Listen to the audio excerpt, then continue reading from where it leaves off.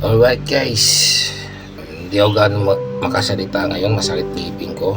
So no coaching, hindi ako nagko-coaching ngayon because masakit talaga ang ngipin ko. Hanggat maaari, matutulog lang muna ako.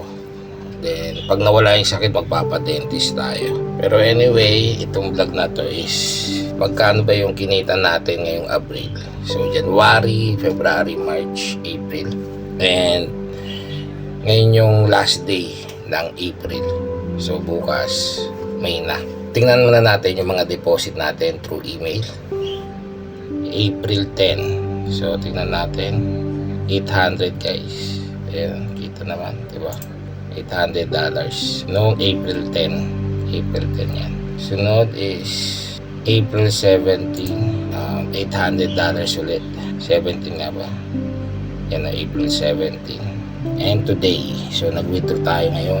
Nilahat ko na, lahat ng profit para receive tayo sa May.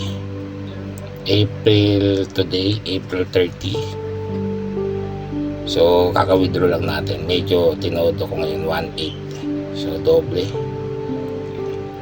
May ipon eh. So 1.8. So bali, kinita natin ngayon is 3,400, diba? Ito lang ginagawa natin, nagte-trade lang. And you need to be consistent how to trade. Pero magkano ba yun sa Philippine Peso? So lipat tayo sa banks. So nakalagin na tayo.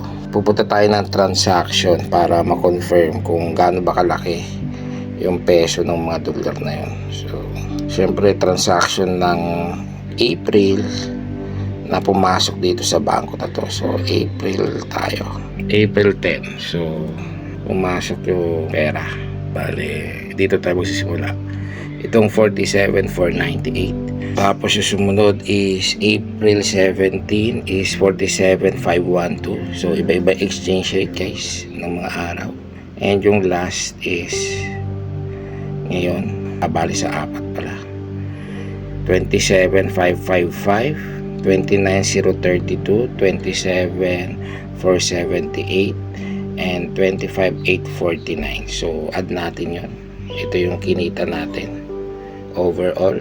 So January, February, March, and this April. Ito yung mga kinikita natin ng monthly income na nakukuha ko sa trading. So hindi ako mabilisan guys. I'm intraday trader. How to do it, alam ko na consistent ako, and I'll maintain on this strategy and style of trading.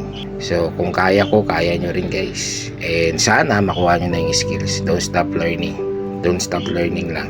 Continue sa mga proseso, sa progress. And pag nade-demoralize kayo, stop muna. Stop trading lang. Pahinga lang. Then come back. Review. Journaling. Review ka ng strategies, review ka ng mga market structure mo, and grind ka lang ng add ng knowledge. So hanggang dito na lang guys. Bye bye.